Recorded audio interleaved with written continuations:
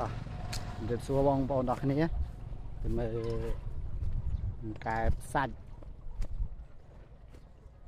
នេះអាយុអត់ទាន់បាន2 ខែទេបងប្អូន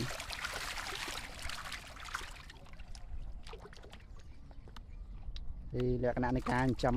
កែបសាច់នេះខ្ញុំចិញ្ចឹមក្នុងអាងគាត់មែនតែខ្ញុំដាក់ទឹកជ្រៅបងប្អូនខ្ញុំដាក់ទឹកទៅ12 ទឹកតែយើងមានស្នោបដែដែលវាទុំតែជាក់ស្ដែងនៅក្នុងកសិដ្ឋានខ្ញុំប្រើប្រភេទស្បៃហើយមានស្នោប្រភេទស្នោជ័រស្បែកជើងហ្នឹងបដែតវាដេកបដែតវាតែនៅក្នុងការប្រើនេះវារៀងពិបាកបន្តិចបងប្អូនភាសាស្លែស្នោហ្នឹងវារៀងស្បៃហ្នឹងវារៀងស្លែវាកាន់ស្លែ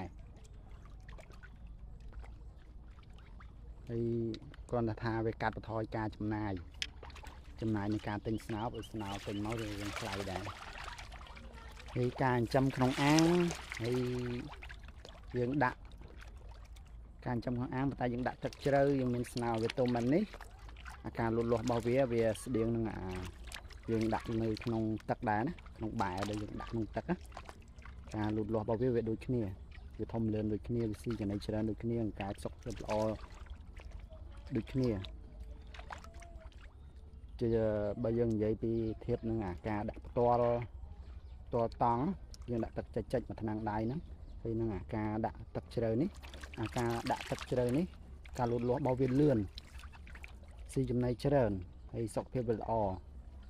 ពេលថ្ងៃក្តៅថ្ងៃអីវាអត់មានបញ្ហាចោតណាហើយកែបនេះយើងរាប់ចាប់ពីថ្ងៃភ្ញាស់មកអត់ទាន់បាន2 ខែទេបងប្អូនតតែដាច់ខែនេះថ្ងៃទីប្រហែលនេះថ្ងៃទី22 23 ខែ 6តដាច់ខែ 6 ប្រហែល2 ខែទៅកែបនៅក្នុងកសិដ្ឋានខ្ញុំនេះខ្ញុំចំតែ75 ថ្ងៃទៅ80 ថ្ងៃទេតពីថ្ងៃភ្ញាស់គឺខ្ញុំប្រមូលផលហើយបងប្អូននៅទំហំកែបសាច់ធម្មតាហ្នឹងគឺ5 6 1 គីឡូ 4 គីឡូ 4 5 6 1 គីឡូហ្នឹងគឺខាងបានប្រមូលផលបានយូរហើយតែមុនយើងលើថាយើងបានតំណឹងមកថាវៀតណាមគេចិញ្ចឹមកែបតែ75 ថ្ងៃគេរាប់ពីថ្ងៃភ្ញាស់ហ្នឹង75 ថ្ងៃបានលក់តែយើងអត់ស្មានបទពិសោធន៍ហ្នឹងយើងអត់ដឹងទេយើងគិតថាគេភូតណាយើងគិតថាគេហក់ឬក៏គេប្រើវីតាមីនប្រើថ្នាំអីជំនួយតែដល់ពេលយើងបទពិសោធន៍ច្រាស់ក្រៅទៅគឺវាមែនគឺអាចចិញ្ចឹមបានមែនក្នុងរយៈពេលតែ75 ថ្ងៃ80 ថ្ងៃនេះគឺអាចប្រមូលផលមែនហ្នឹងយើងរាប់ចាប់ពីថ្ងៃយើងភ្ញាស់យើងមិនមែនរាប់ចាប់ពីថ្ងៃយើងទិញកូនទេហើយអាការចិញ្ចឹមបែបហ្នឹងប្រមូលផលលឿនបែបហ្នឹងលុះត្រាបងប្អូនដាក់ចំណីកែបចំណីផ្ដល់ចំណីហ្នឹងចំណីដែលមានប្រូតអ៊ីនគ្រប់គ្រាន់សម្រាប់កែបហ្នឹងគឺទូទៅកែបវាស៊ីប្រូតអ៊ីន30 ដល់ 35ហើយប្រភេទក្រុមហ៊ុនចំណីដែលមានគុណភាពយើងមិនមែនចេះតែរើសចំណីយកឲ្យស៊ីទេតែយើងចិញ្ចឹមបទពិសោធន៍ច្រើនឆ្នាំទៅប្រភេទចំណីខ្លះស៊ីទៅគឺវាឈឺតែហ្មងកែបយើងសុខភាពល្អទេប៉ុន្តែដាក់ចំណីហ្នឹងទៅគឺមានបញ្ហាហ្មងគឺឈឺតែហ្មងអញ្ចឹងក្រុមហ៊ុនចំណីតើបងប្អូនរើសដែរវាមិនមែនប្រភេទចំណីហួសដលេចំណីអីទេចំណីវាមិនហួសអត់ទាន់ហួសដលេប៉ុន្តែអាវត្ថុធាតុដើមនៃការផ្សំចំណីហ្នឹងគឺវាអន់វាគុណភាពអន់អូវគ្គនេះសល់ច្រើនបងប្អូនវគ្គនេះ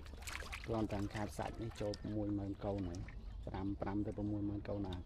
តាមការប៉ាន់ស្មានជាក់ស្ដែងណានេះយើងមាននៅនឹង4 អាង15 គុណ 7អានេះប្រហែលជាកន្លះខែទៀតបានប្រមូលផលនេះបងខែចឹង75 ថ្ងៃទៀតហើយវគ្គនេះគឺ75 ថ្ងៃគឺបានប្រមូលផលយ៉ាងយូរ80 ថ្ងៃបងប្អូនយ៉ាងយូរ20 ថ្ងៃតែវាមិនដល់ពេលកាត់នេះសិតតែ7 1 គីឡូតែនេះត្រៀមតម្លាក់ទឹកទឹកស្រះលាក់លើដីតែលាក់អត់ទាន់ក៏នៅនឹងទៅគាត់ថាយើងទឹកទាំងហត់បន្តិច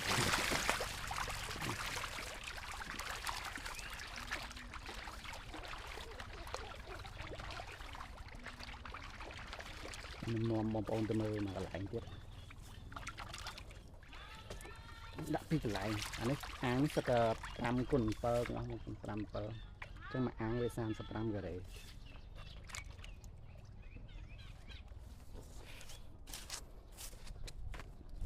នេះរោងមេពូជខ្ញុំមិនដែលផ្ចាញ់ទេបងប្អូនរោងមេពូជបងប្អូនឃើញរបៀបនៃការធ្វើរោងមេពូជបងប្អូនខ្លាយចែកទេសច្រើនតែខ្ញុំនេះខ្ញុំគិតលើគុណភាពក៏គិតលើការចំណាយក៏គិតអញ្ចឹងខ្ញុំសម្រាប់ធ្វើបែបនេះទៅវាអស់លុយតិច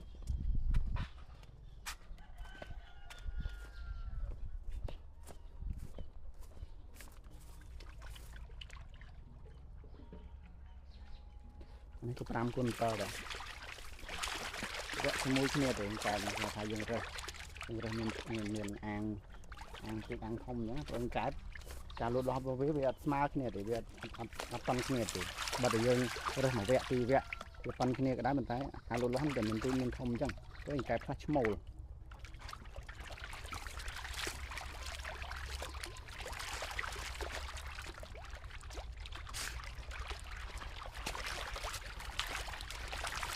ទៅទង10តោនបងប្រមូលផលពេលប្រមូលផលចន្លោះ10តោនចា៎អាច9ទៅ10តោនអានេះ75ថ្ងៃនេះបងប្អូននេះតែមើលទំហំនេះគឺធំមិនទូទេតែនេះទៅនឹងការដាក់របស់យើងហ្នឹងតលាយការដាក់រឿងតលាយទៅគឺទំហំកែក៏លូតលាស់លឿនតាមហ្នឹងដែរយើងដាក់តាមស្តង់ដាមួយការ៉េគឺ100ក្បាលប្រហែលនេះសិតលើសម្រាប់ទេនេះលើ100ហើយ1ការ៉េនេះគុណ5គុណ8បងប្អូនអាន5គុណ8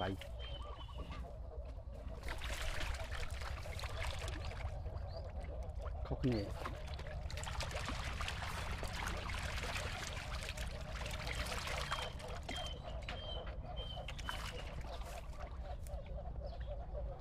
យំថឹងហើយនេះអត់ទាន់បាន2ខែដល់កែបចេះយំហើយថាខែ5ខែ6ខែ4ខែ5ខែ6ហ្នឹងអាវត្តនៃភេទរបស់សត្វកែបហ្នឹងគឺវាប្រែប្រួលលឿនអញ្ចឹងបងប្អូនតាកែបបងប្អូនតាស៊ីចំណីនិតដល់ឬក៏ចំណីយើងស៊ីអត់ឲ្យស្អែតណាអញ្ចឹងអាការលូតលាស់របស់វាយឺតណាអញ្ចឹងឈ្មោលតាកាលណាវាចេញភេទមកហ្នឹងគឺឈ្មោលហ្នឹងគឺអត់ទៅស៊ីចំណីទេគឺអត់ទៅចាប់ចំណីទេពេលយើងបាច់ចំណីទៅគឺវាគិតតែនិយមអញ្ចឹងអាឈ្មោលហ្នឹងជួយជាងគេហើយអាការលក់តម្រូវការបង្កើតសាច់របស់ទីផ្សារហ្នឹងដល់តែ5 6 1គីឡូទៀតហើយ6 4 1គីឡូ4 5 6 6 11ទៀតហើយបានគេត្រូវការបង្កើតសាច់តែសម្រាប់ខ្ញុំនេះ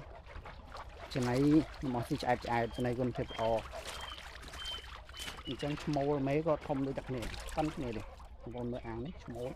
មួយខំជាងនេះតែរឿងសាច់ឈ្មោលហើយតែទំហំឈ្មោលឯមេនេះគឺប៉ុនគ្នាទេ